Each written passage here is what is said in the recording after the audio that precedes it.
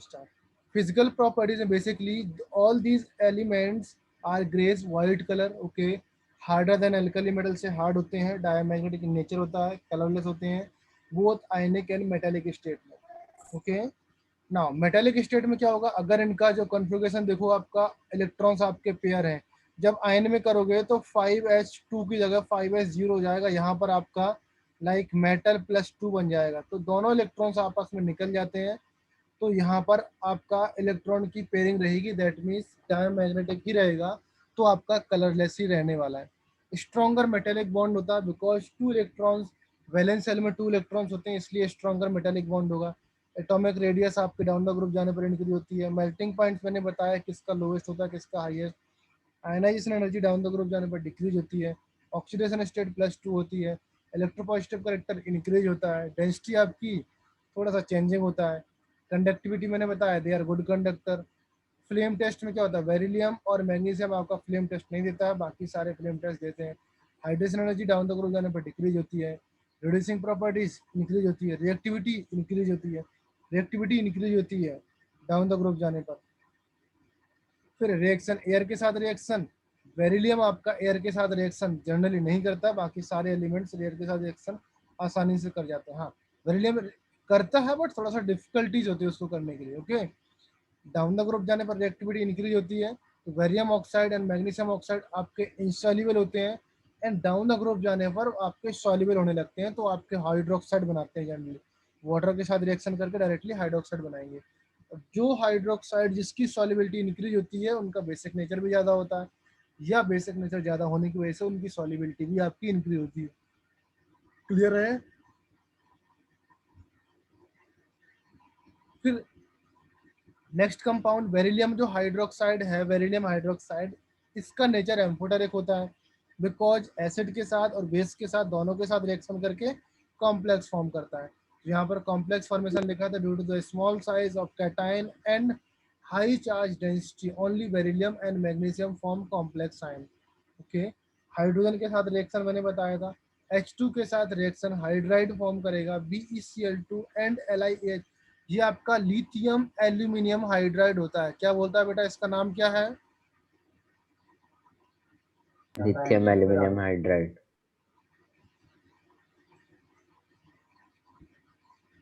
Lithium aluminium hydride बोल सकते हो या टेट्रा हाइड्राइड बोल सकते हो।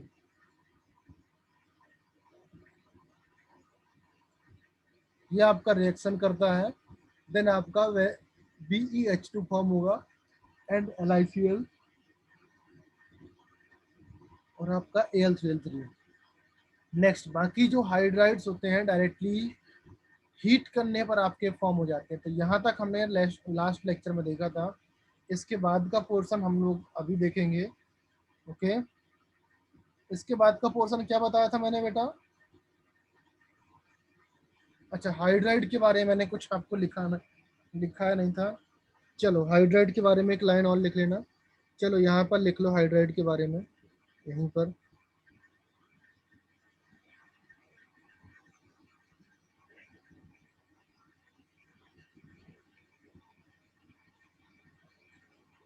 CaH2, इसको क्या बोलते हैं बेटा? Calcium hydride. कैल्शियम हाइड्राइड है, इसका एक और नाम है हाइड्रोलिथ, काफी इंपॉर्टेंट नाम है।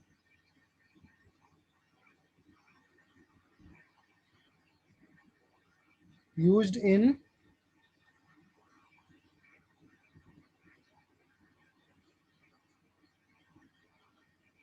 large scale of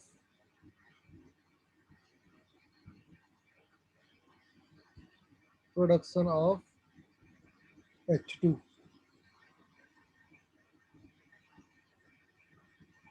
अच्छा, हाइड्राइड से आप H2 कैसे बनाते हो बेटा?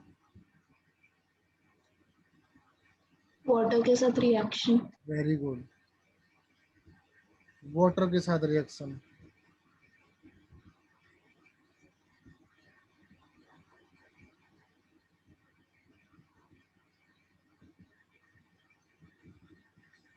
ये चीज क्लियर हुआ? इस पॉइंट को आप नेक्स्ट पेज में भी लिख सकते हो, चलो मैं वहां पर भी लिख दूं।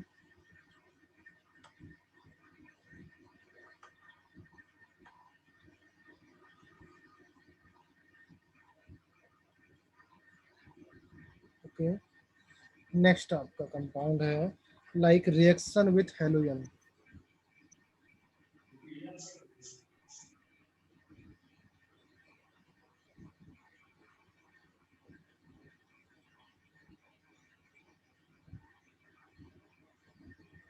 हेलोजन के साथ क्या रिएक्शन होता है बेटा, बताओ।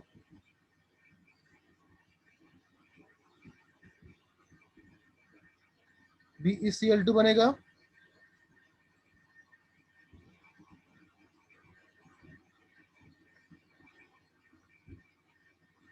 MgCl2 बनेगा, CaCl2, SrCl2, BaCl2। ये चीज समझ में आया ना बेटा?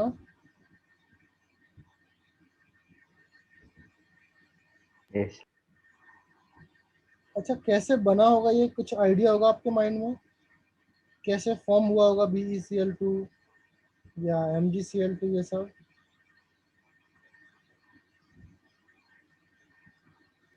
आयोनिक में। हाँ ओके, आयनिक हो गया। और कुछ?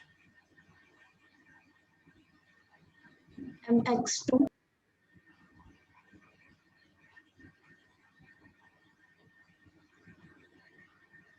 Okay, next.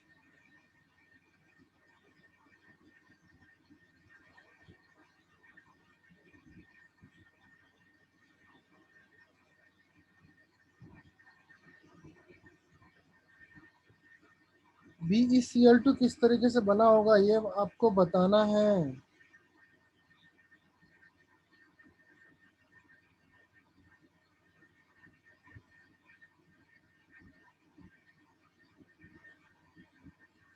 मेरे को आइडिया है बट मैं आप लोगों से पूछ रहा हूँ। आपको मैंने बताया है ऑलरेडी, बहुत सारी रिएक्शनें बताई हैं कि इस तरीके से जो फॉर्म होता है।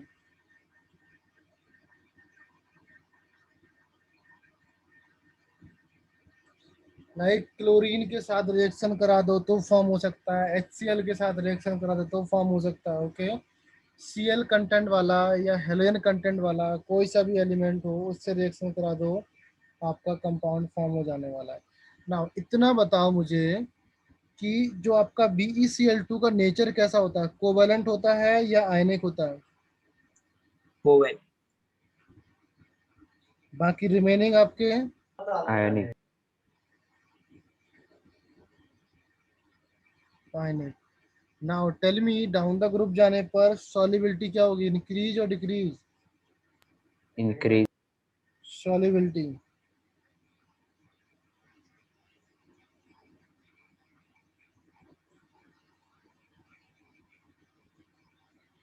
डिक्रीजेस। क्लियर है?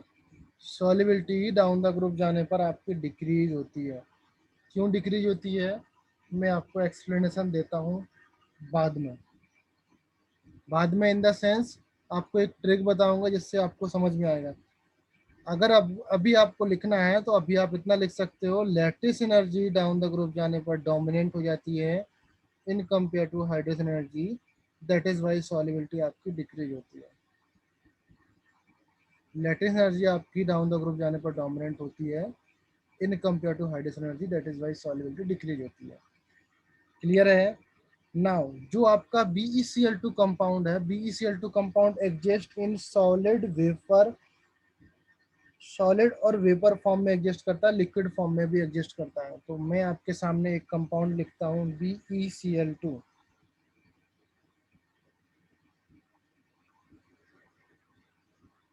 अगर BeCl2 आपका बेटा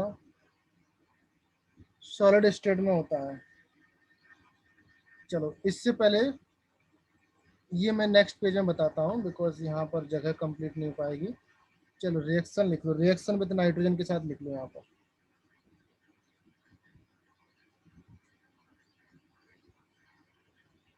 N2 के साथ रिएक्शन कौन कौन करता है? इस ग्रुप की ऑलमोस्ट सारी मेटल, ओके, ऑलमोस्ट सारी मेटल डाउन द ग्रुप जाने पर, हाँ नाइट्रोजन के साथ रिएक्टिविटी कम हो जाती है बट ऑलमोस्ट सारी मेटल आपकी नाइट्रोजन के साथ रिएक्शन कर जाती है। बेरिलियम सबसे ज़्यादा करता है, फिर उससे थोड़ा कम मैग्नीशियम करता है, फिर थोड़ा कम कैल्शियम करता है, फिर और कम स्ट्रोंशियम करता है, फिर सबसे कम आपका बेरियम करता है। क्लियर है? क्या बनेगा बेटा कंपाउंड यहाँ पर? M3N2। 3. क्लियर है? अगर मैं डाउन द ग्रुप जाने पर लिखूं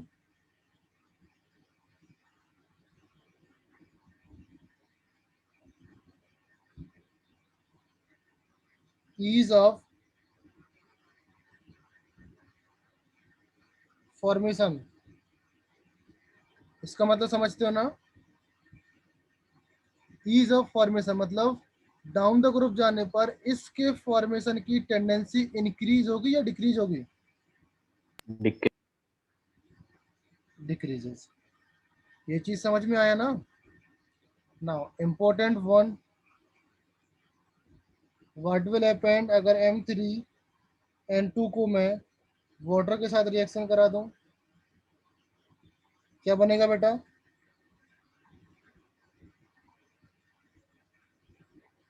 कितनी बार और बताना पड़ेगा? अब मुझे बता दो, मैं कसम से काउंट करके आपको बताता रहूंगा कि ये रिएक्शन यही बनेगा ना?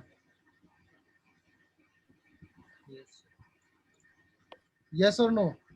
ये बनेगा? Yes. चलो, नाइट्रोजन के साथ रिएक्शन कंप्लीट हो गया। अभी आप चलते हैं BeCl2 जो आपका सॉलिड कंपाउंड था जिसके बारे में बात कर रहा था। लाइक BeCl2 जब ये सॉलिड स्टेट में होता है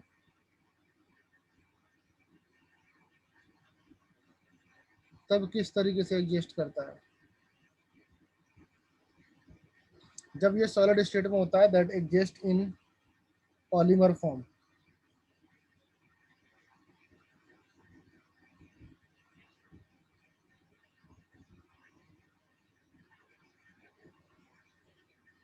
पॉलीमर फॉर्म का स्ट्रक्चर मैं आपको बना के दिखाता हूँ।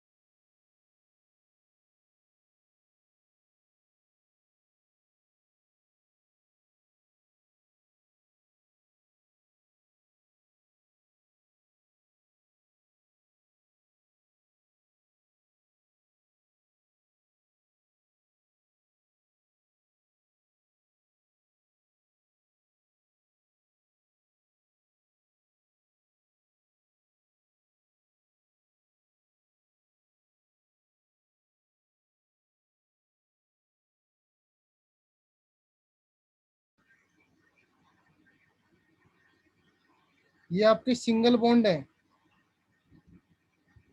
समझ में आया बेटा? हेलो,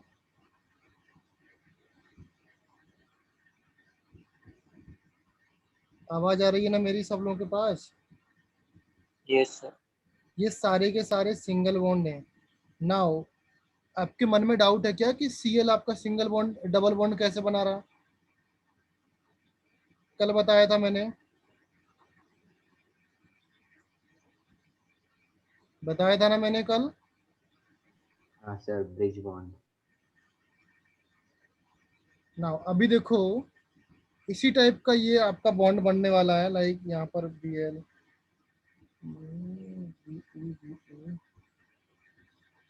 ओके, इस तरीके से ये कार्ड, ओके। नाउ अभी आपको मुझे बताना है, ये आपका सॉलिड स्टेट में स्ट्रक्चर होता है।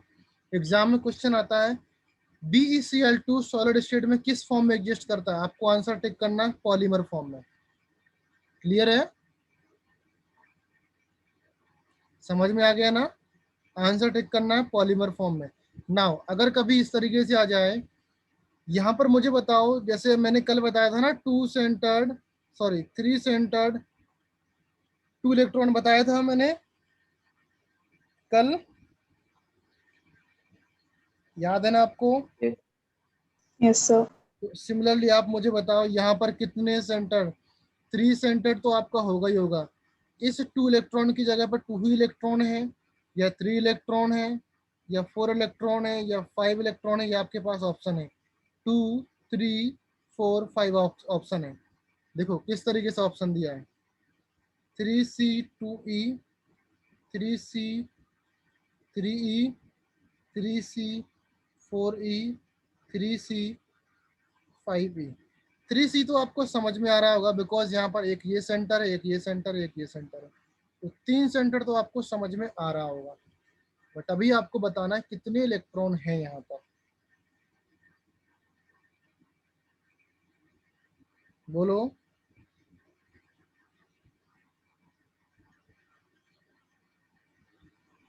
4. 4 किस तरीके से?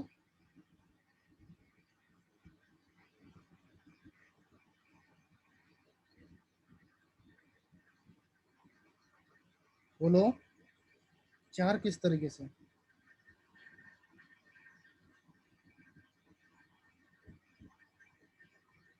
सर ऊपर के Cl के 2 इलेक्ट्रॉन्स और नीचे के 2 बेरिलियम के साथ।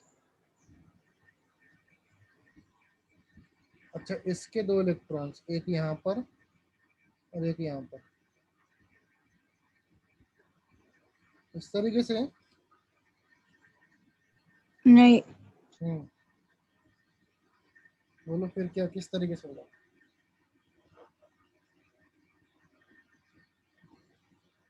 बोलो बोलो बोलो। चलो लिसन, देखो, ऑलरेडी आई थिंक आपने बॉन्डिंग में पढ़ा होगा, केमिकल बॉन्डिंग में, बट मैं फिर से आपको एक्सप्लेन कर देता हूँ। ध्यान से सुनना, बिल्कुल एकदम ध्यान से देखना। बेरिलियम है, Cl है, Cl है, बेरिलियम है, Cl, Cl, Cl, sorry. Figure समझ में आया? ग्रीन कलर वाला, ऊपर वाला छोड़ दो, ऊपर वाला सेम फिगर है, बट यहाँ पर ये चीज दिख रहा है ना, ग्रीन कलर वाला सेम फिगर है। Now all of you know that chlorine का एक बॉन्ड बनाने के बाद कितने लोन पेयर रह जाते हैं उसके पास? 3 लोन पेयर रहते हैं कि नहीं रहते हैं? यस और नो? Yes sir. तो यहाँ पर 3 लोन पेयर रहते हैं। इसके पास एक ये लोन पेयर है, एक ये लोन पेयर है, एक ये लोन पेयर है। सिमिलरली इसके पास एक ये लोन पेयर है, एक ये लोन पेयर है, एक ये लोन पेयर है। अभी देखो, जो आपका ब्लू कलर से मैंने बॉन्ड बनाया, ये तो आपका सिंगल बॉन्ड है, उसका उसका खुद का सिंगल बॉन्ड है, दैट मीन्स ये वाला सिंगल बॉन्ड। क्लियर है? और जो रेड कलर से मैं बॉन्ड बना रहा हूँ, ये वाला बॉन्ड एक्चुअली में आपका क्या, कौन सा बॉन्ड होता है? Bridge. member. समझे आप? क्या समझे आप? इसका मतलब ये दोनों इलेक्ट्रॉन उसने दे दिए इसको, और यहाँ के ये दोनों इलेक्ट्रॉन्स दे दिए ना? Yes, yes sir. और नो? अभी जो बचे हुए लोन पेयर हैं उनका लोन पेयर का कोई मतलब नहीं है, उस लोन पेयर का कहीं पर कोई यूज नहीं हो रहा इन दिस फिगर, तो मैंने हटा दिया। क्लियर है ना? अभी आप देखो इस बॉन्ड पे भी आपके 2 इलेक्ट्रॉन होंगे, यहाँ पर भी आपके 2 इलेक्ट्रॉन होंगे, दिख रहा है? अभी आप समझो इस यहाँ से यहाँ तक आने में कितने इलेक्ट्रॉन दिख रहे हैं आपको?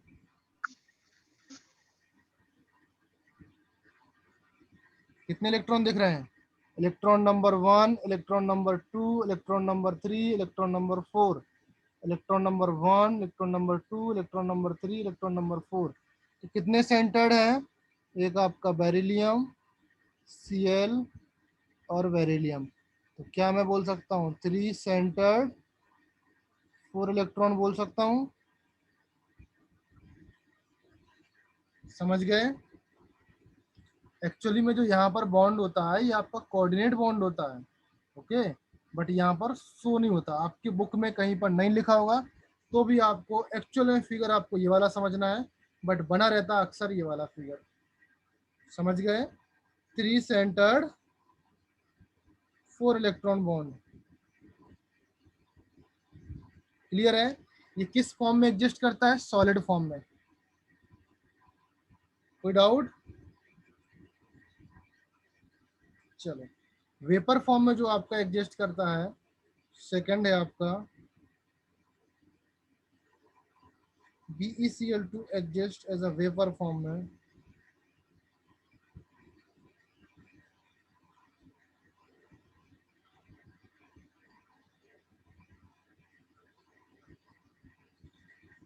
This exists as a dimer form.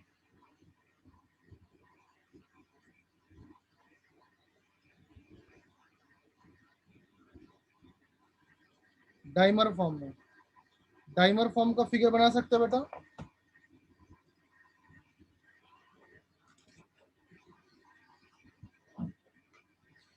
हाँ, डाइमर फॉर्म में भी एग्जिस्ट करता है एंड मोनोमर फॉर्म में एग्जिस्ट करता है।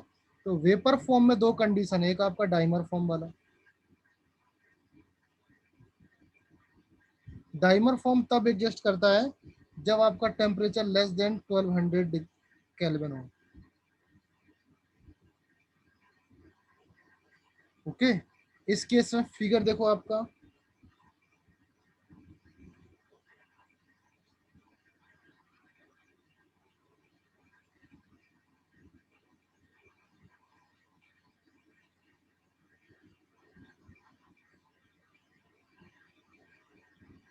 क्लियर है?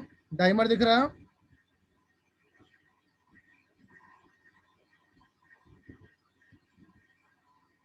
सेकंड चलिए,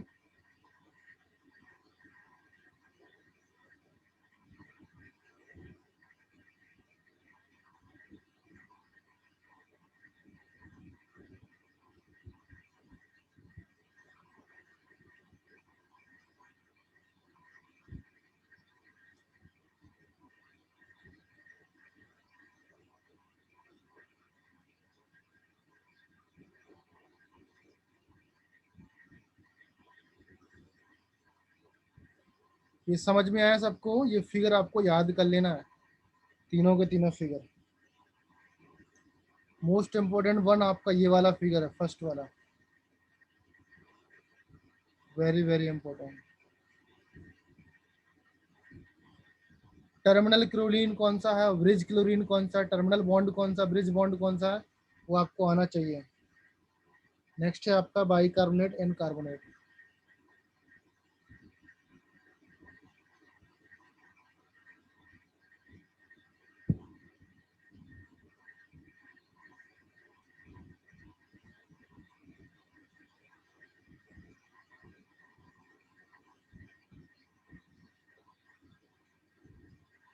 इसका कार्बोनेट किस तरीके से एग्जिस्ट करेगा बेटा?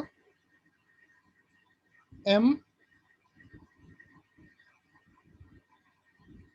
HCO3 वोल्टवाइज इस तरीके से एडजस्ट करेगा कार्बोनेट,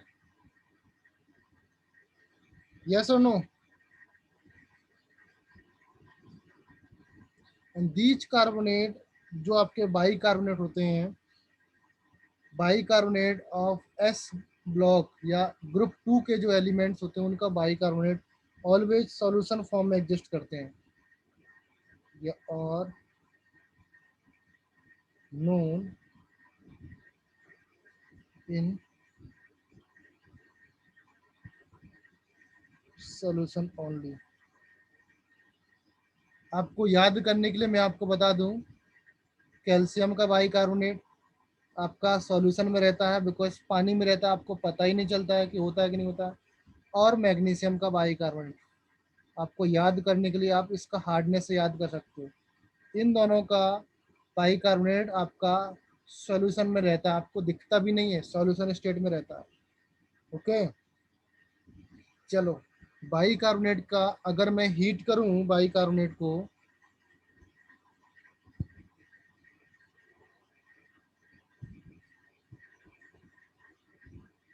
क्या बनता है आपका? Carbonate plus water plus CO2। CO2। Very good, ये आपका इंपॉर्टेंट इक्वेशन है। ऑलरेडी हार्डनेस में मैंने आपको बताया है, इसके ऊपर जेई में क्वेश्चन आ चुके हैं बहुत टाइम पहले। क्वेश्चन आता है वो कंपाउंड निकालना है जिसको हीट करने पर आपकी CO2 गैस निकलती है या एसिडिक गैस निकलती है। एसिडिक गैस निकलेगा और आपका एक न्यूट्रल सॉल्यूशन मिलेगा और आपका एक सॉलिड फॉर्म में मिलेगा। सॉलिड फॉर्म में इसका कुछ कलर दे देंगे, वाइट कलर होगा या मिल्की कलर होगा, इस तरीके से कुछ इसके बारे में देता है आपको। ये आपको बाइकार्बोनेट की इक्वेशन आती है बहुत बार एग्जाम में। बाइकार्बोनेट हो गया। चलो अभी चलते हैं हम लोग कार्बोनेट के बारे में।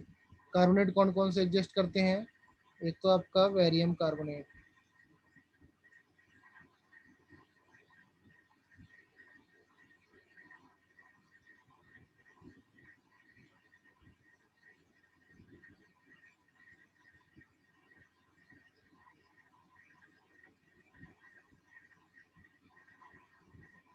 डाउन द ग्रुप जाने पर थर्मल स्टेबिलिटी बताओ बेटा।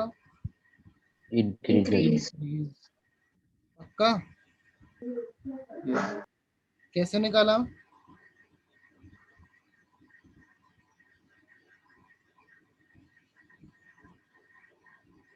पोलराइजेशन। अगर मैं सॉल्युबिलिटी की बात करूं तो सॉल्युबिलिटी क्या होगा बेटा? डिक्रीज। कैसे? थर्मल स्टेबिलिटी बढ़ रही है। वेरी इंपॉर्टेंट, आप इसको याद कर लो। ओके मैं लास्ट में सबका शॉर्ट ट्रिक बताऊंगा आपको, जो जो याद करने के लिए, जिसका ट्रेंड आपको रेगुलर लग रहा है, रैंडम तरीका लग रहा है, आप यू नेम्ड इट, मैं उसका ट्रिक बता दूंगा, चाहे वो मेल्टिंग पॉइंट बॉइलिंग पॉइंट क्यों ना हो। समझ गए? सबका ट्रिक बताऊंगा याद करने का, बट उसमें भी एक्सेप्शन होते हैं। अल्टीमेटली आपको एक्सेप्शन याद करना पड़ेगा। मैं एक जनरल ट्रेंड्स बताऊंगा ना। अच्छा एक रिएक्शन बताओ मुझे, कार्बोनेट होता है आपका MCO3, क्या कार्बोनेट से मैं बाइकार्बोनेट बना सकता हूँ? कभी बना सकता हूँ कि नहीं?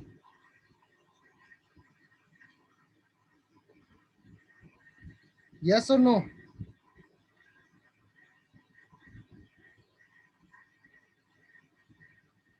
अरे हाँ ना, ये रिएक्शन मैंने रिपीट कराया ना।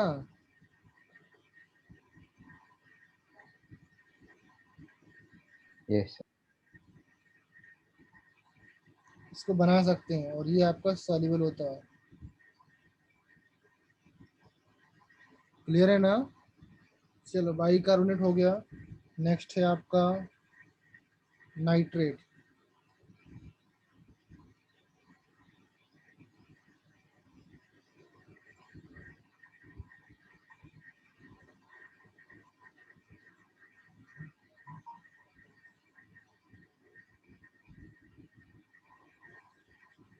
नाइट्रेट का फॉर्मूला क्या होता है बेटा?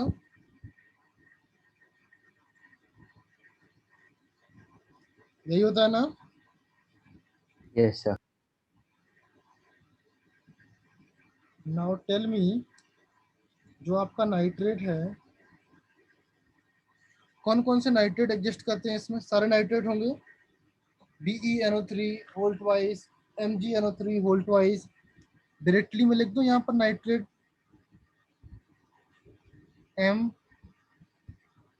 MnO3 होल्ट वाइज, इस तरीके से एग्जिस्ट करेंगे ना? यस और नो? डाउन द ग्रुप जाने पर थर्मल स्टेबिलिटी क्या होगी? इंक्रीज और decrease? Increase. Increase. Yes, thermal stability increases. एक मोस्ट इम्पॉर्टेंट रिएक्शन होता है इस नाइट्रेट में, जो कि जैसे मैंने सोडियम के बारे में बताया था आपका, MnO3 होल्ट वाइज। अगर इसको मैं हीट कर दूं, क्या कंपाउंड बनेगा बोलो? ऑक्साइड वहां पर बन रहा था, ऑक्साइड यहाँ पर बनेगा। NO2 वहां पर बन रहा था, NO2 यहाँ पर बनेगा। O2 वहां पर बन रहा था, O2 यहाँ पर बनेगा। Now, important things you have to remember, these two are paramagnetic in nature. मैं एग्जाम में क्वेश्चन दूंगा, आपको नाइट्रेट बताना है, वो नाइट्रेट बताना है जिसको हीट करने पर दो गैसेस बनती हैं जिनका नेचर आपका पैरामैग्नेटिक होता है।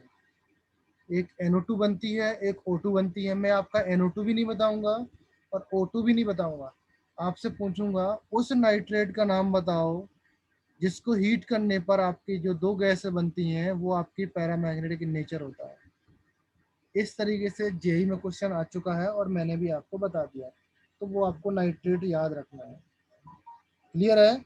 अब मैं ये नहीं बोलूंगा कि वो एस ब्लॉक का ग्रुप 1 का नाइट्रेट है या ग्रुप 2 का नाइट्रेट है, वो आइडेंटिफाई करने के लिए आप कुछ ट्रिक दी रहेंगी वहां पर।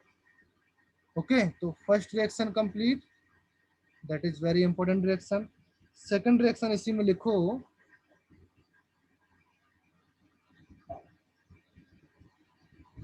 BeNO3 Holt wise.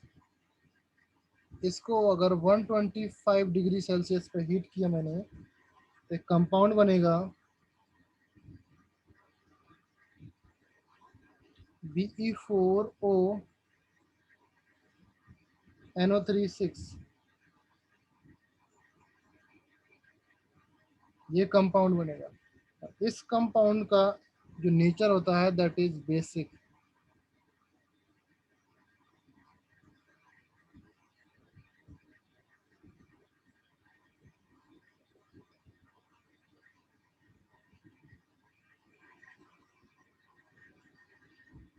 समझ में आया ना सबको? ये दोनों की दोनों रिएक्शन आपकी इंपॉर्टेंट है।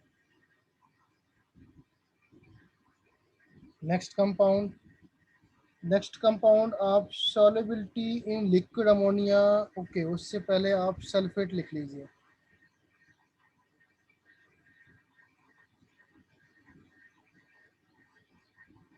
सल्फेट क्या होता है? SO4 double negative.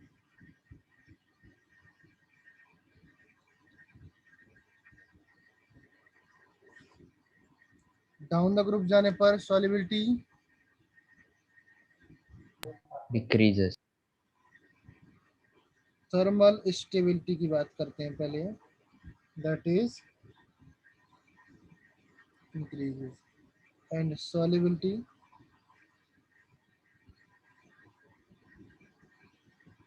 डिक्रीजेस। समझिए, ये चीज आपको याद करना है। नेक्स्ट है MSO4। इसको अगर हीट करेंगे कंपाउंड क्या बनेगा? MO plus SO2 plus O2। Just like आपका नाइट्रेट को हीट करते थे तो नाइट्रेट में NO2 आता था, यहाँ पर आपका SO2 आया, और कुछ भी चेंजिंग नहीं है। समझ गए यहाँ तक? क्लियर है? चलो। नेक्स्ट लिखो solubility in liquid ammonia.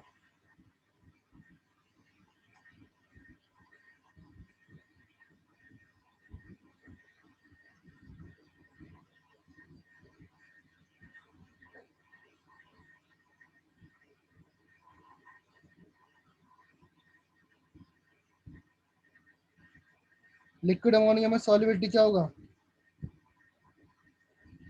क्या बनेगा बेटा?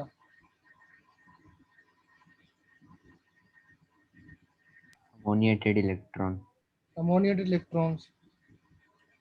इनकी वजह से क्या होगा बेटा?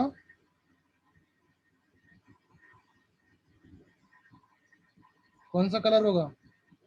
Blue Blue. color. Very good. Colour आपका लॉन्ग स्टैंडिंग में फेड होने लगता है ना? हाँ, ब्रॉन्ज होने लगता है। यस।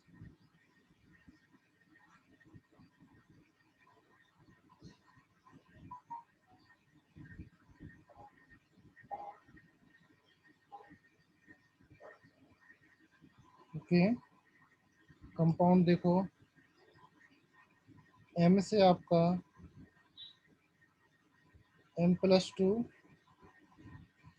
प्लस अब 2 इलेक्ट्रॉन होता है ना। अमोनिया आपका इस 2 इलेक्ट्रॉन के साथ रिएक्शन करके 2NH2 नेगेटिव बनाएगा।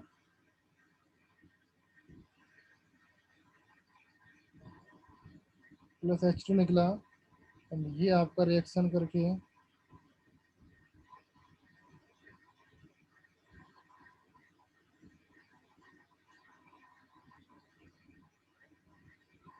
ये कंपाउंड बनाएगा। सिंपल है, क्लियर है ना?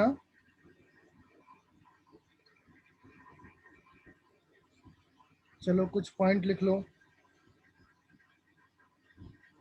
Based on the solubility.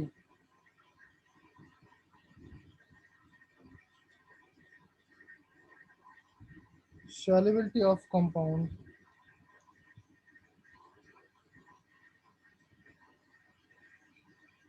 of alkali earth.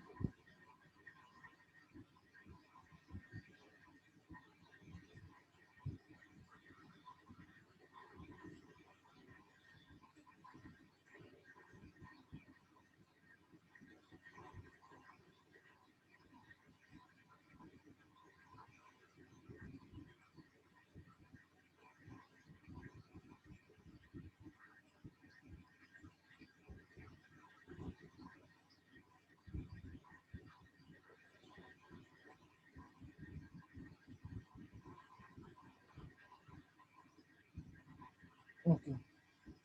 Number 1 point,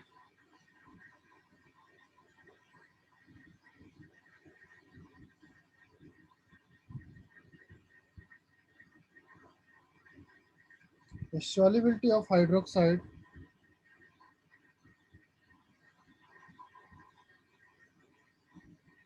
fluoride and oxide. Solubility of hydroxide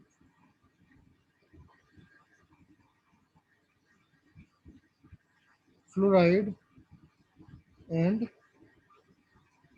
oxide. Hydroxide fluoride oxide, oxide नहीं oxalate है, oxalates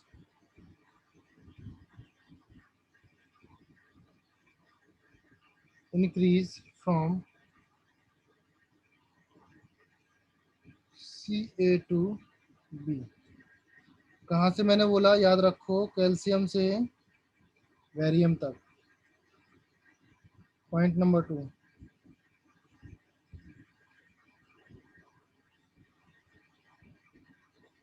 solubility of sulfate, carbonate and chromates decreases from calcium to barium. ये चीज समझ में आया बेटा? ये चीज क्लियर हुआ ना? पॉइंट पॉइंट समझ में आया यहाँ तक? अरे बेटा यस और नो कुछ तो बोलो। ये चीज क्लियर हुआ ना?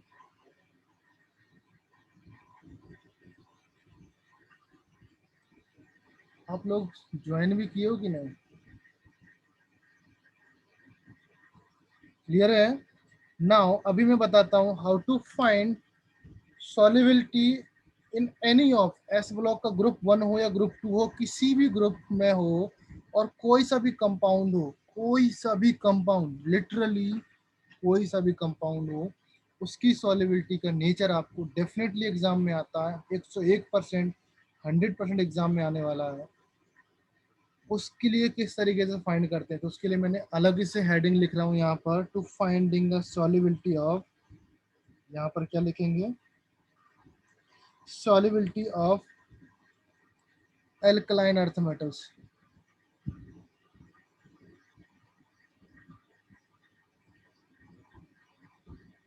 solubility आपको अलग से फाइंड करना बेटा।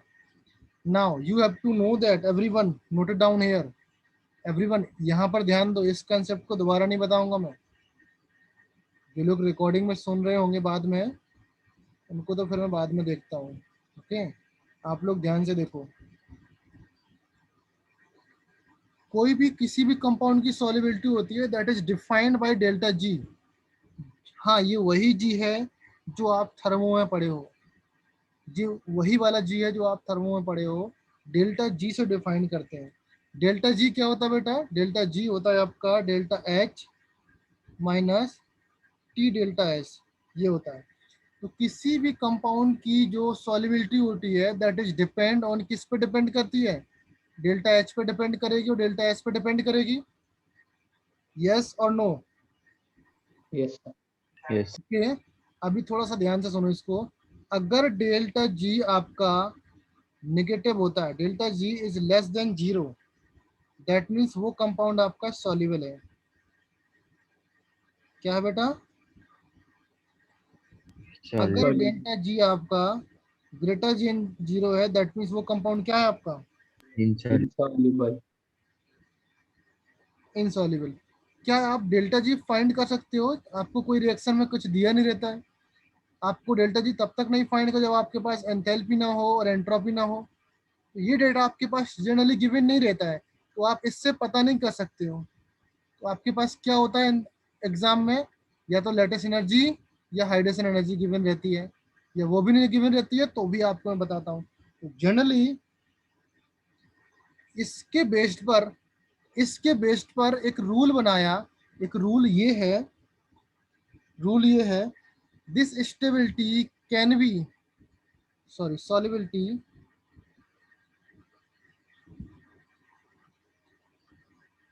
कैन बी एक्सप्लेन बाई, यहां तक आपको सिर्फ समझना है, दिमाग में बैठा के रखना है।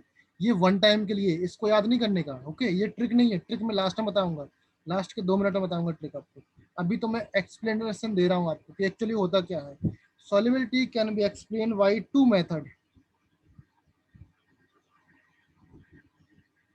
Method number 1,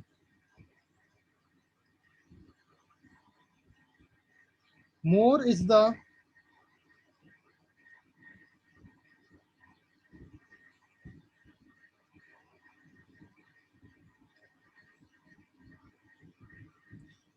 radius difference between cation and anion। अगर कैटायन एनायन के बाद रेडियस डिफरेंस ज्यादा है, इसका मतलब that compound more will be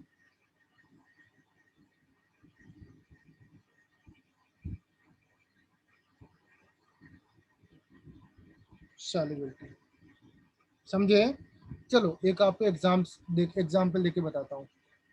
suppose मैंने बोला आपके पास एक कैटाइन आपका इतना छोटा वाला है और एक आपका एनाइन भी इतना छोटा है, ठीक है। ये आपका कैटाइन है और ये आपका एनाइन है। ये चीज समझ में आया ना? अभी सेम मैं बोलूं, यहाँ पर एक आपका कैटाइन है और एक आपका एनाइन है। तो नाउ आप बताओ, इन दोनों के बीच में जो रेडियस डिफरेंस होगा और इन दोनों के बीच में रेडियस डिफरेंस होगा, किसके बीच में रेडियस डिफरेंस ज्यादा होगा? फर्स्ट वन या second one? Second. Second one. इसका मतलब सॉल्युबिलिटी इसकी ज्यादा होगी, समझे? सॉल्युबिलिटी इसकी ज्यादा होगी ना इस कंपाउंड की, यस। क्लियर है? बट एक वर्ड में यहाँ पे ऐड करता हूं, दैट इज जनरली। इसके आगे इसका मतलब ये है, ये रूल सब जगह पे अप्लाई नहीं होने वाला, कहीं कहीं पर अप्लाई होगा, समझा? कहीं कहीं पर अप्लाई होगा, but most of the questions आपके इससे सॉल्व हो जाएंगे। चलो, यहाँ पर भी आपको डाउट होता है, आप कैसे पता करोगे कहाँ पर क्या हो रहा है? चलो, सेकंड रूल होता है इसी रूल में, that is second rule, that is rules is Fajans rule. Fajans rule क्या बोलता है बेटा? Anybody tell me the Fajans rule क्या बोलता है?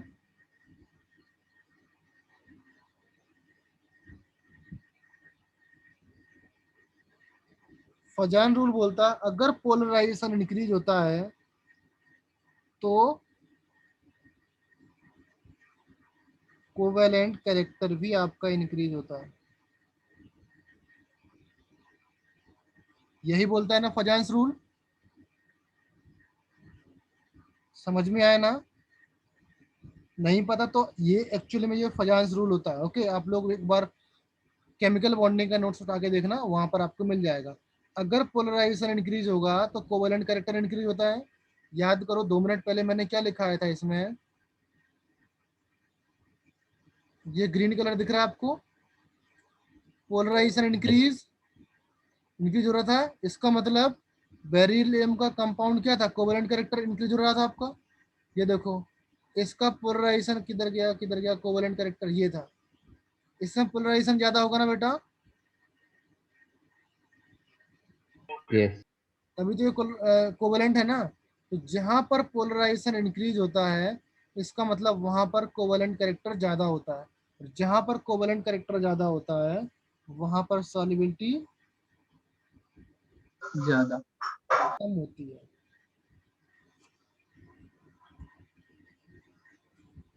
समझा? अभी आप समझो, ये दोनों रूल्स, रूल नंबर 1 और रूल नंबर 2 एक दूसरे के कॉन्ट्राडिक्टरी हैं, मतलब एक दूसरे के अपोजिट बोलते हैं। रूल नंबर 1 रूल नंबर 2 एक दूसरे के अपोजिट होते हैं। तो इसको आपको याद नहीं करना है, ये आपको मैंने एक बता दिया कि इस मेथड से भी आप सॉल्व कर सकते हो, बट इसको आपको क्या करना है? याद नहीं करना। अगर आपको इसको याद करना है तो इसके लिए कुछ जो आपके एग्जाम्पल है, मैं यहाँ पर एग्जाम्पल अगर मैं लिख दूँ, लास्ट में लिखता हूँ एग्जाम्पल, जो एग्जाम्पल फॉलो होते हैं, लाइक कौन कौन से रूल एग्जाम्पल फॉलो करते हैं, ये वाला जो आपके रूल नंबर 1 है, रूल नंबर 1 फॉलो करने वाले, ओके, रूल नंबर 1 फॉलो करने वाले एग्जाम्पल लिखो यहाँ पर, मैं यहाँ पर लिख दे रहा हूँ आपको। LiNO3 से लेकर के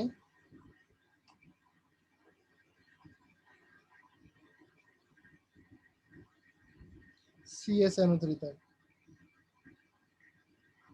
Li ClO4 Cs ClO4, फिर आपका है NO3 हो गया, NaI से लेकर के CSI तक, LiBr से लेकर के CsBr, BeSO4 से BaSO4,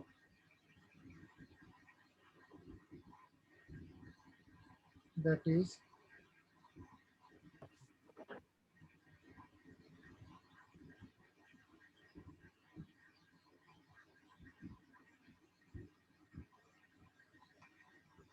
गया। नेक्स्ट आपका LIF से लेकर के, यस बेटा, एनी डाउट?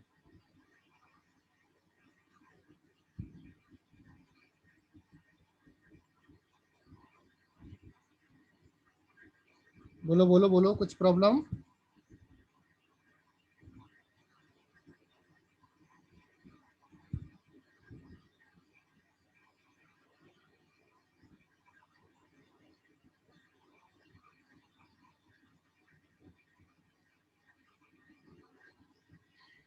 ये आपके रूल नंबर 1 फॉलो करते हैं ना। अभी मुझे बताओ बेटा, फर्स्ट में LI का, अभी समझो आप, LI का सबसे छोटा साइज होगा और NO3 आपका बड़ा होगा। तो और इसके बाद LI के बाद सोडियम थोड़ा सा बड़ा हो जाएगा, ये तो आपका उतना ही रहेगा। फिर आपका पोटेशियम बड़ा होगा, फिर आपका उतना ही रहेगा। फिर आपका सीजियम बड़ा हो जाएगा, फिर आपका उतना ही रहेगा। तो बताओ, रेडियस का डिफरेंशियस डाउन द ग्रुप जाने पर इंक्रीज होता है कि डिक्रीज हो रहा है? रेडियस का डिफरेंशियस डाउन द ग्रुप जाने पर इंक्रीज हो रहा है कि डिक्रीज हो रहा है? डिक्रीज। डिक्रीज हो रहा है ना। सबसे ज्यादा रेडियस के डिफरेंसेस किस में है? सबसे ज्यादा रेडियस डिफरेंसेस किस में? LiNO3 में होगा ना, यस सर। पक्का ना? और सबसे कम हाँ। किस में होगा? CsNO3 में। इसका मतलब इसका जो सॉल्युबिलिटी ऑर्डर है वो डिक्रीज होगा, समझे? सिमिलरली यहां पर भी डिक्रीज होगा,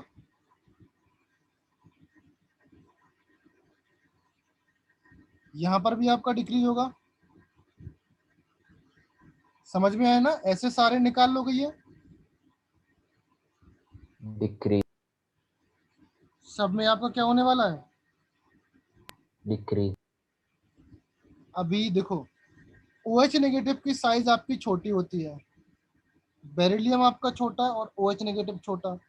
फिर आपका मैग्नीशियम बड़ा, OH उतना ही रहेगा। फिर ये और बड़ा, OH आपका उतना ही रहेगा। बेरियम और बड़ा, OH आपका इतना ही रहेगा।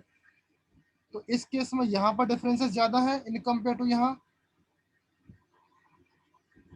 तो इसका मतलब यहाँ पर क्या हो रहा है? इंक्रीज। यहाँ तक आपका डिक्रीज होगा, यहाँ पर डिक्रीज, यहाँ पर डिक्रीज, यहाँ पर डिक्रीज, यहाँ आपका इंक्रीज होने लगेगा। सिमिलरली यहाँ पर रेडियस आपकी देखो, यहाँ पर भी आपका इंक्रीज होने लगेगा, फिर यहाँ पर भी आपका इंक्रीज होने लगेगा। सिमिलरली यहाँ पर भी आपका इंक्रीज होगा और यहाँ पर आपका डिक्रीज होगा। रूल नंबर 2 कहाँ पर फॉलो हो रहा है बेटा? रूल नंबर 2 जो फॉलो होने वाला रूल्स है, that is AgF, AgCl। Sir yes. Sir वो LIF का बताओ ना। LIF का बेटा, LI आपका छोटा और F की साइज छोटा। सोडियम बड़ा, F उतना रहेगा। हाँ। पोटेशियम बड़ा, F उतनी। बताओ क्या होगा, इंक्रीज और डिक्रीज? इंक्रीज। इंक्रीज तो लगाया मैंने। हाँ।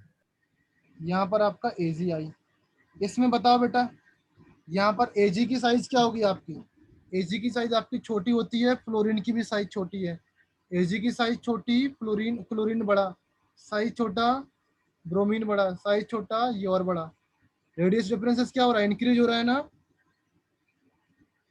इसका यस मतलब सर। ऐसा ऑर्डर होना चाहिए, होना चाहिए कि नहीं? हाँ सर। बट एक्चुअली में ऐसा नहीं होता है, ऑर्डर आपका ऐसा होता है। यहाँ पर आपका जितना साइज छोटा होगा उतना पोलराइजेशन ज्यादा हो जाएगा। सॉरी, हाँ, इसमें पोलराइजेशन आपका ज्यादा हो जाएगा। इस तरीके से पोलराइजेशन होगा ना।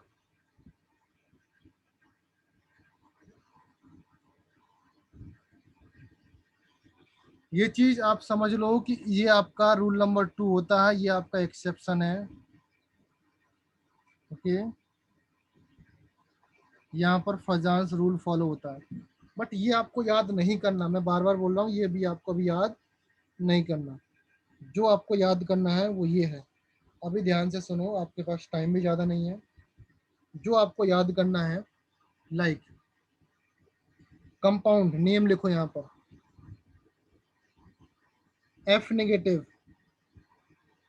क्लोरीन नेगेटिव, जो आपके पास कंपाउंड बना सकते हो। Bromine negative, I negative, SO4 double negative, CO3 double negative, HCO3 single negative, SO3 double negative, NO3 single negative, C2O4 double negative, ClO4 single negative, OH negative, O2 negative. इन compound को मिलकर ही तो आप compound बनाते हो ना S block की। या तो आप NaF बनाओगे या आप MgF2 बनाओगे। इन्हीं कंपाउंड को मिलकर तो आप कंपाउंड बनाते हो ना, इन्हीं आयंस को मिलकर के, एनायंस को मिलकर के। क्या और कोई आपके दिमाग में आ रहा है क्या?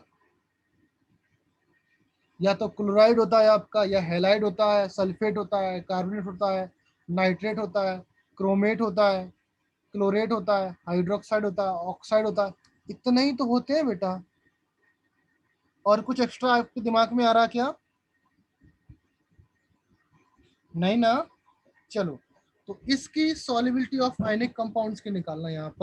यहाँ पर आप सॉल्युबिलिटी निकालोगे, तो सॉल्युबिलिटी निकालने के लिए इतने आयंस को दो कैटेगरी में डिवाइड किया।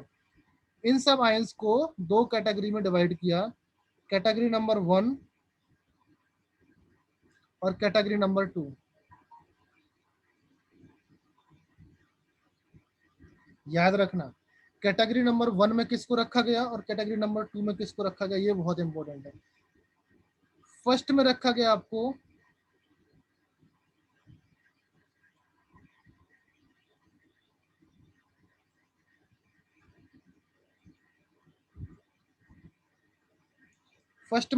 स्मॉल कैटाइन या स्मॉल एनाइन। स्मॉल एनाइन, और स्मॉल एनाइन में कौन कौन आते हैं बेटा? एक F क्लोरीन। नेगेटिव आता है स्मॉल में, OH नेगेटिव आता है स्मॉल में, और O डबल नेगेटिव आता है स्मॉल में। बस यही कैटेगरी है, ये बनाया हुआ रूल है। ओके, ये तीनों आपके स्मॉल एनाइन में आते हैं। यहां तक समझ में आया सबको? और बाकी रिमेनिंग जितने भी आपके हैं, बाकी सब किस में आएंगे बेटा? Large A9. Large A9. Clear है बेटा? बाकी सब आपके लार्ज में आएंगे। रिमेनिंग जितने हैं मैं यहाँ पर हाईलाइट कर दूं, F नेगेटिव, OH नेगेटिव और O नेगेटिव, ये आपके यहाँ पर है। बाकी रिमेनिंग आपको यहाँ पर लग जाना है। यहाँ तक समझ में आया सबको? कोई डाउट? अभी लार्ज एनाइन में मैंने दो तरीके से, लार्ज एनाइन को ही मैंने दो कैटेगरी में डिवाइड किया गया। फर्स्ट कैटेगरी किसको बोलेंगे? यहाँ पर देखो, लार्ज एनाइन को मैंने दो कैटेगरी में डिवाइड किया, first category and second category.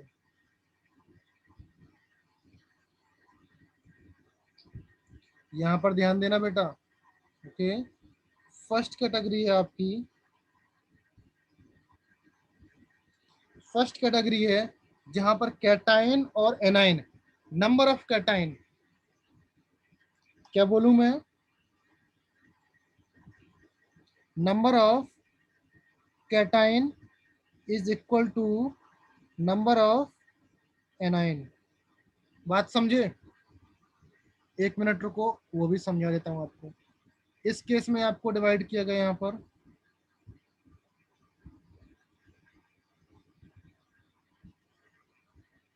इस केस में जब आपके number of cation not equal to number of anion होते हैं। यहाँ पर याद रखो बेटा, इस केस में आपकी जब आपके स्मॉल एनाइन होते हैं तब आपकी जो एनर्जी डोमिनेट होती है दैट इज लैटिस एनर्जी। ये मोस्ट इंपॉर्टेंट थिंग्स है, जो बॉक्स में मैंने बंद किया गया, ये सबसे इंपॉर्टेंट चीज है। और जब आपके इक्वल होते हैं तब आपकी डोमिनेंट वाली एनर्जी है दैट इज हाइड्रेशन एनर्जी। ये भी आपकी इंपॉर्टेंट चीज है, काम की चीज तो यही है। जब आपके आयंस इक्वल नहीं होते हैं तो इस केस में बेटा दो कंडीशन बनेगी ना, एक कंडीशन बनेगी जब आपके आयंस ग्रेटर देन हो, एक कंडीशन बनेगी जब आपके आयंस लेस देन हो। फर्स्ट कंडीशन बनेगी जब आपके number of cations is greater than number of anions. Second condition बनेगी number of cations is less than number of anions. अभी कैटायंस एनाइंस मैं बोल रहा हूँ, ये आपके समझ में नहीं आ रहा होगा, बट एक मिनट थोड़ा सा होल्ड रखो। यहाँ पर डोमिनेंट होने वाली एनर्जी है लैटिस एनर्जी, यहाँ पर डोमिनेंट होने वाली है दैट इज हाइड्रेशन एनर्जी। जो मैं इस ब्लैक बॉक्स में लिख रहा हूँ ना बेटा, ये आपको डेफिनेटली याद करना है।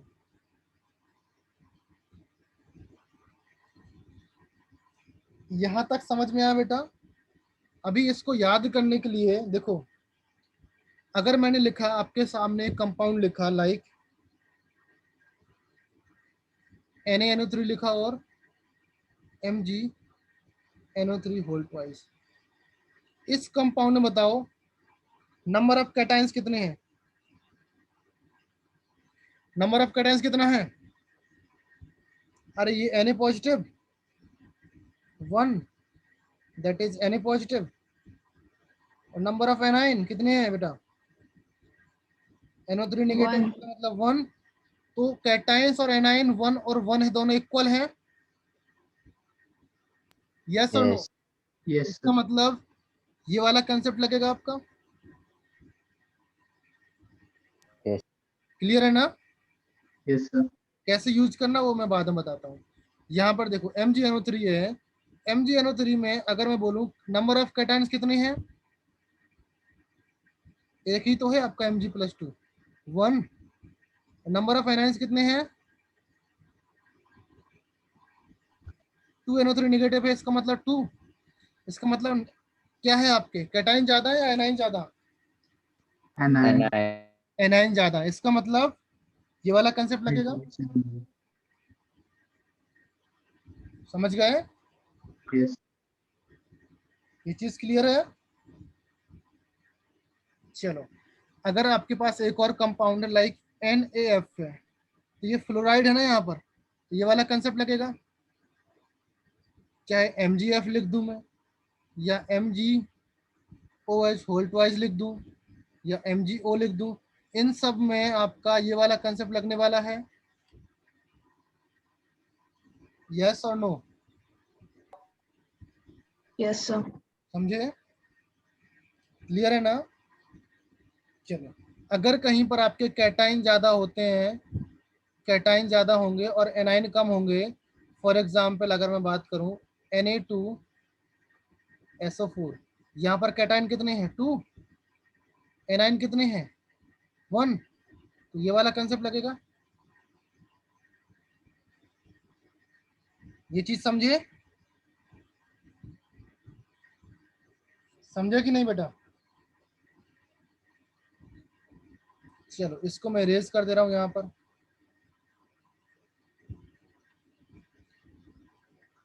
अभी एक वर्ड आता है जिसको याद करने से आपका ये कंसेप्ट याद हो जाता है, लाइक जैसे ब्ला ब्ला ब्ला करते हैं ना हम लोग, ब्ला ब्ला ब्ला, ऐसे आपका होता है CLAH। जस्ट लाइक आपका BLAH होता है ना ब्ला, इसको हटा करके मैंने CLAH बोला। इसका मतलब है कैटाइन लार्ज हुआ तो आपका लैटिस एनर्जी डोमिनेट करेगा। इसका मतलब हुआ एनाइन लार्ज हुआ तो आपका हाइड्रेशन एनर्जी डोमिनेट करेगा। दिख रहा है बेटा? कैटाइन लार्ज इसका मतलब Cl ये है और AH ये है। याद करने का ट्रिक सही है? yes, यहाँ तक किसको समझ नहीं आया टेबल? सबको समझ आया? कितने लोग ज्वाइन किए हैं? सबको क्लियर है? आ रहे हैं बेटा? Yes sir. ओके, चलो। अभी लैटिस एनर्जी और हाइड्रेशन एनर्जी से किस तरीके से डोमिनेंट होती है ये देखो। हाइड्रेशन एनर्जी क्या होती है बेटा आपकी?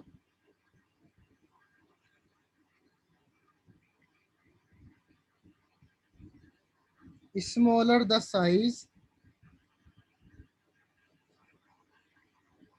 Of ion greater the hydration energy.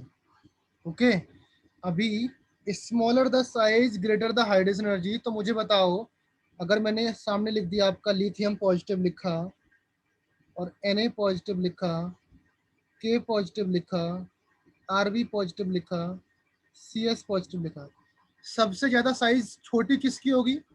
Lithium. इसका मतलब हाइड्रोजन एनर्जी लिथियम की ज्यादा होगी, ये ऑर्डर आएगा। समझ गए? तो hydrogen energy down the group जाने पर क्या होती है? डिक्रीज होती है ना। यस। ओके, तो hydrogen energy down the group जाने पर आपकी डिक्रीज होती है, और हाइड्रोजन एनर्जी के आपके प्रोपोर्शनल होता है आपका सॉल्युबिलिटी। काम की चीज ये है आपकी, अगर डाउन द ग्रुप जाने पर आपकी हाइड्रोजन एनर्जी डिक्रीज हो रही है, इसका मतलब सॉल्युबिलिटी भी आपकी डिक्रीज होगी। समझ गया बेटा? Point clear? अभी यस बताता सर। हूँ कैसे यूज करते हैं, मैं सारा चीज बताता हूँ, पहले आप समझते जाओ। जो जो चीजें बताई, सब डॉट्स को कैसे कनेक्ट करेंगे मैं सब बताता हूँ। लैटिस एनर्जी क्या होता है? Lattice energy is that lattice energy is proportional to charge density.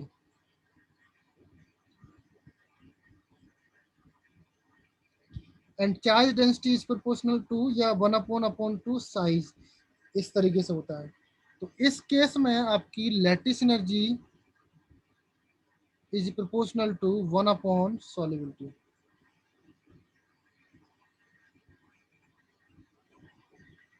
ये पॉइंट क्लियर? ये दोनों बॉक्स क्लियर हुए कि नहीं हुए? यस और नो? Yes. ये चीज है। अभी डाउन द ग्रुप जाने पर आप बताओ, साइज इंक्रीज होता है ना। यस। साइज इंक्रीज हुआ तो लेटेस्ट एनर्जी क्या हो गई? डिक्रीज। हाँ। और आपकी हाइड्रोजन एनर्जी भी डिक्रीज हो रही थी। तो बेसिकली जो लेटेस्ट एनर्जी है and hydrogen energy down the group जाने पर क्या होती है? Decrease. डिक्रीज।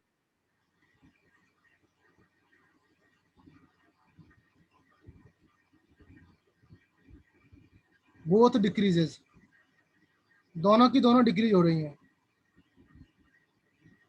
क्लियर है? अगर मैं बोलूं, अगर आपके पास इस कैटेगरी का कैटायन आता है, इस कैटेगरी का कंपाउंड आता है, तो यहाँ पर क्या होता है बेटा? हाइड्रोजन एनर्जी डोमिनेट कर रही है, तो यहाँ पर आपको ये वाला कंसेप्ट लगाना है। समझ गए?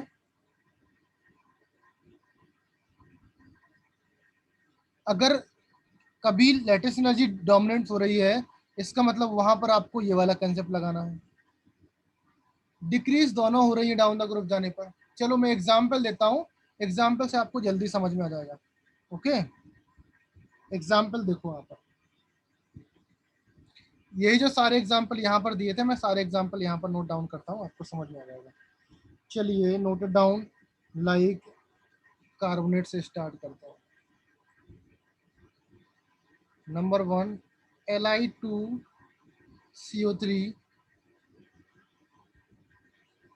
Na2CO3 K2CO3 Rb2CO3 and CH2CO3। अभी मुझे बताओ बेटा, यहाँ पर कैटायन कितने हैं?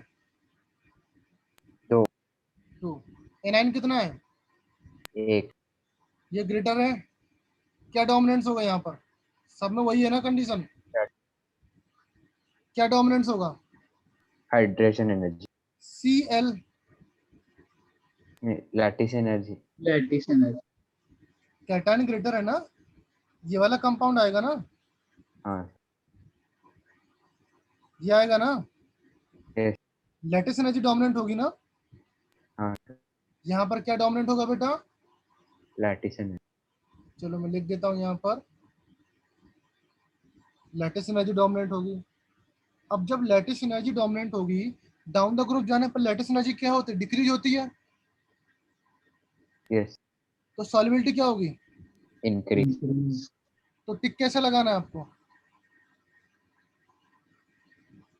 है ना सिंपल?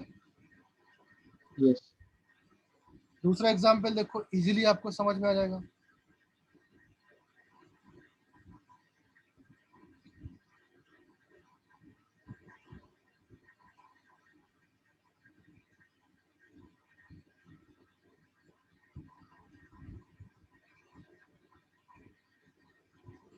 अभी बताओ कैटायन कितने हैं और एनायन कितने हैं? कैटायन एक, एनायन एक। दोनों इक्वल हैं, क्या कंसेप्ट लगने वाला है? Hydration. Hydration energy. Hydration energy down the group जाने पर क्या होती है? डिक्रीज और इंक्रीज? Decrease. अरे डिक्रीज ही होती है दोनों में। हाइड्रेशन एनर्जी डिक्रीज का मतलब सॉल्युबिलिटी भी आपकी क्या होगी? Decrease. डिक्रीज। कोई डाउट? एनी डाउट बेटा? No, sir. चलो थर्ड वन आप लोगों को बताना है। थर्ड में आपके सामने पूरा नहीं लिखूंगा, थर्ड वन में लिख रहा हूँ आपको। लाइक Li2SO4 से आपका डाउन द ग्रुप जाने पर CH2SO4 है। मुझे बताओ क्या डोमिनेंट होगा, लैटिस एनर्जी और हाइड्रेशन एनर्जी, और क्या डिक्रीज होगा या इंक्रीज होगा? लैटिस बताओ एनर्जी। क्या होगा बेटा? Lattice energy. Lattice energy. Lattice. Order क्या होगा आपका, इंक्रीज और डिक्रीज? इंक्रीज होगा। हाँ सर। नेक्स्ट है आपका BeSO4।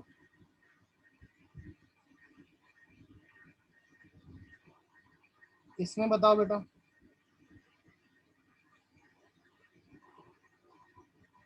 Hydration energy. Decrease down the group. चलेगा ना? चलो मैं आपको काफी सारे एग्जांपल देता हूँ। ओके, नेक्स्ट पॉइंट नंबर 5 है, कार्बोनेट हो गया। चलो सल्फाइड, इसको बताओ।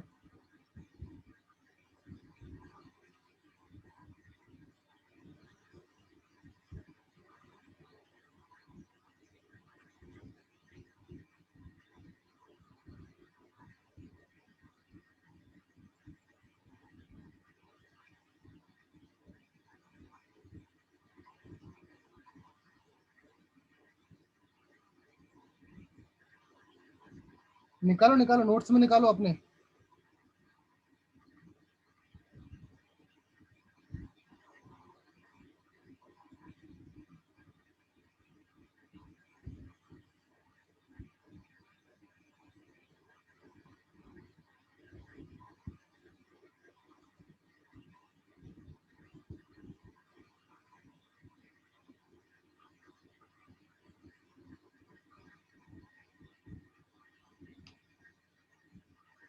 जल्दी निकालो बेटा।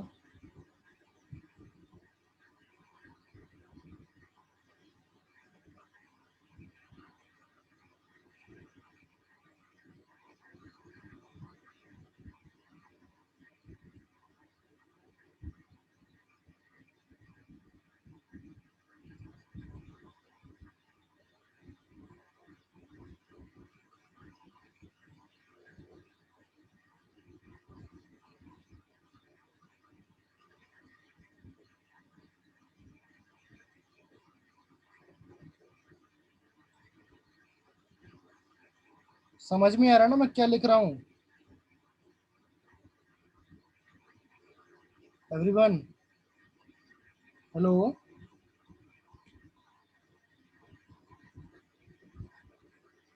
सो गए हो क्या? हाँ। समझ में आ रहा ना मैं क्या लिख रहा हूँ? बीच में एरो क्यों लगा रहा हूँ? इस एरो का मीनिंग क्या है? आधा आधा क्यों लिख रहा हूँ?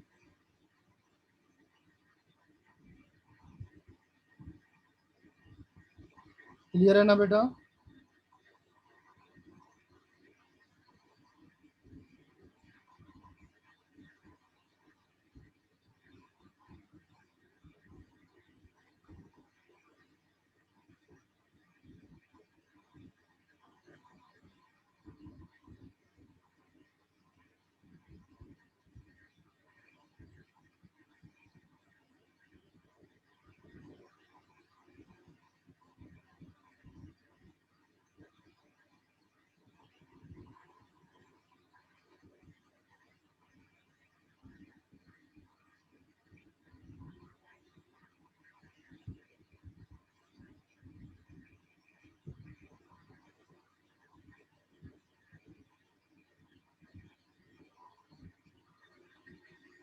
बोलो बेटा, स्टार्ट करो। क्वेश्चन नंबर 5, इंक्रीज और डिक्रीज।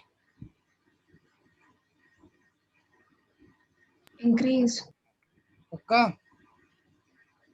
lattice energy increase, 6,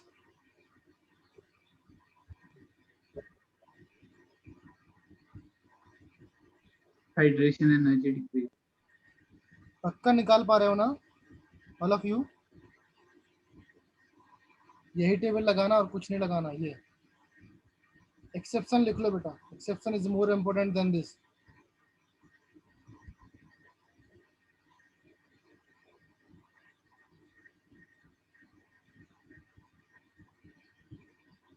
यहाँ पर भी आपके एक्सेप्शन है। एक्सेप्शन नंबर 1,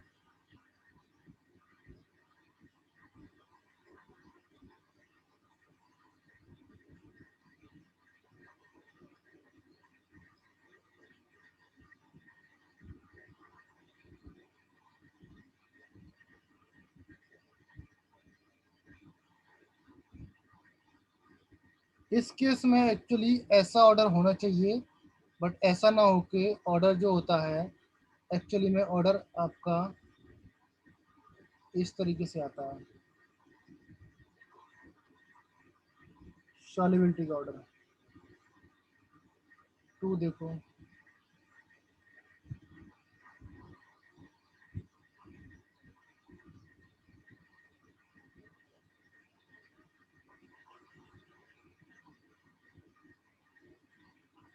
इस केस में भी आपका ऑर्डर आपका थोड़ा सा चेंजेस है, दैट इज ये आता है और ऐसा होना नहीं चाहिए according to rule.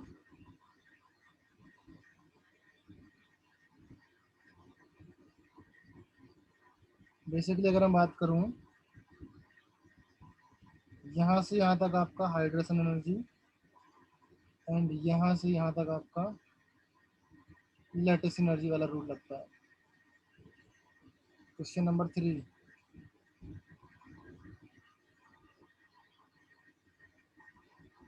BeF2, MgF2, CaF2, SrF2, BaF2। Actually में जो रूल है आपका ऐसा होना चाहिए, this one, this one, this one, this one, but exception की वजह से ये जो कंपाउंड है आपका सबसे आगे आ जाता है।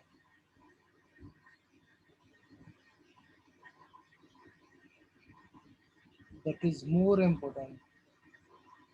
ये चीज आपका नहीं रहता, आगे पहुंच जाता है। रूल नंबर 3, रूल नंबर 4,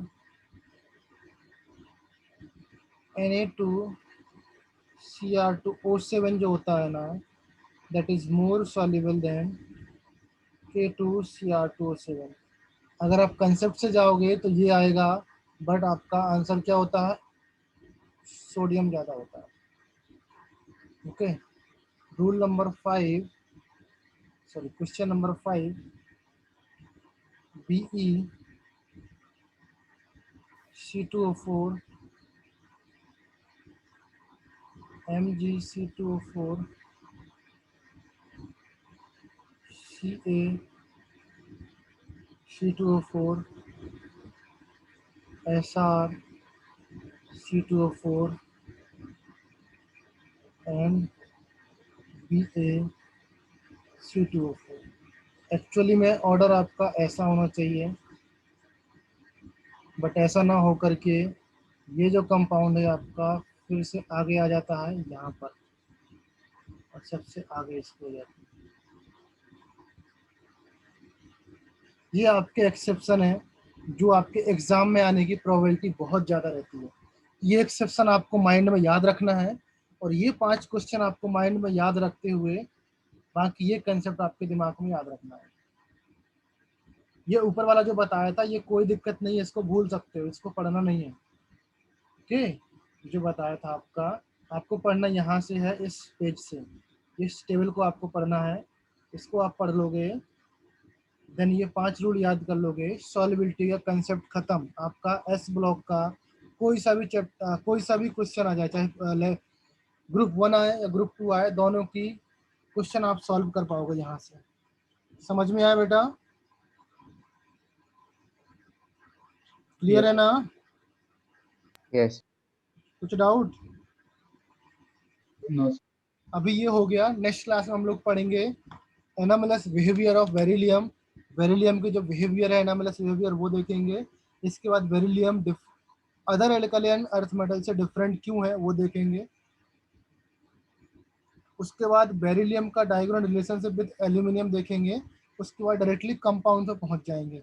जो भी आपका बेरिलियम का कंपाउंड होगा, कैल्शियम का कंपाउंड होगा, वो आप कंपाउंड देखेंगे। इसके बाद चैप्टर खत्म।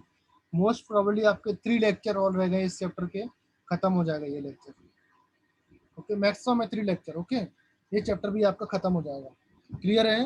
तो प्रिपेयर रहिएगा। नेक्स्ट जो टेस्ट आएगा उसमें आपका एस ग्रुप 1 और ग्रुप 2 दोनों के क्वेश्चन आ सकते हैं। क्लियर है? चलो लेक्चर यहाँ पर स्टॉप कर रहा हूँ। इनकेस अगर कुछ डाउट हो चैट बॉक्स में बताना। Okay, bye bye everyone. Bye sir. Bye Bye. Bye बेटा।